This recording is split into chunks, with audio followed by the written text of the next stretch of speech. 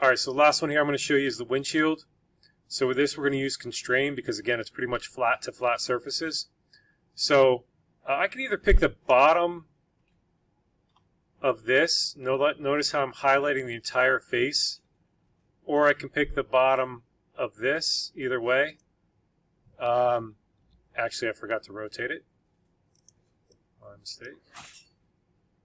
At least get it a little closer to there. So now I'm going to pick this face and lock it on to the top face. Then I'm going to hit apply. Don't forget to hit apply between every step. Now I'm going to pick this face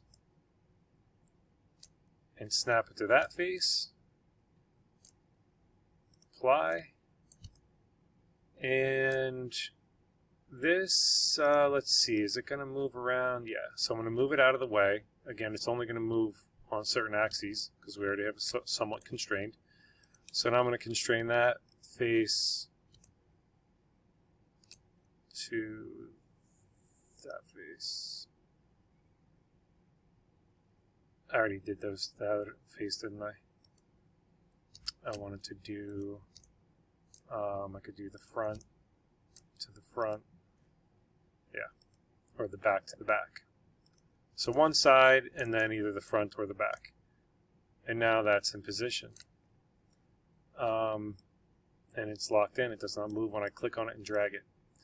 So that's the process. Pretty simple when you know how to use these. There's a lot of cool things here with some other types of constraints under the joint menu, but these will come later in different things that we do.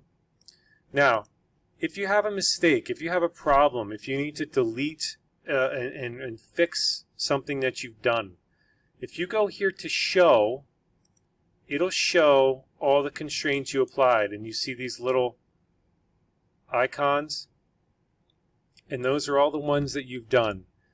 Now, if I have the wheel and hit show, it'll show me the ones for the wheel. If I click on the tire and hit show, you know, you have to kind of click on the things you want, then hit show. And I can see all the constraints I've applied.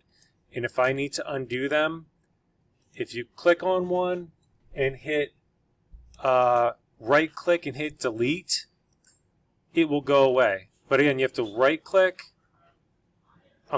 click and then right click and hit delete, and it will go away. And then you can delete them all and then move this freely and start over. The other thing is, if you ever see this here that says show sick, it means you, and notice what the icon, it's like a yellow triangle with an exclamation point. That means that you that you have a bad constraint. Sometimes we can leave them and it's okay, but typically they mean something's wrong and you want to click on them and delete them and fix whatever you've done. So show and show sick, and then if you hit hide, they'll go away. Now I don't see them anymore, but that's it. That's how you constrain. Good luck.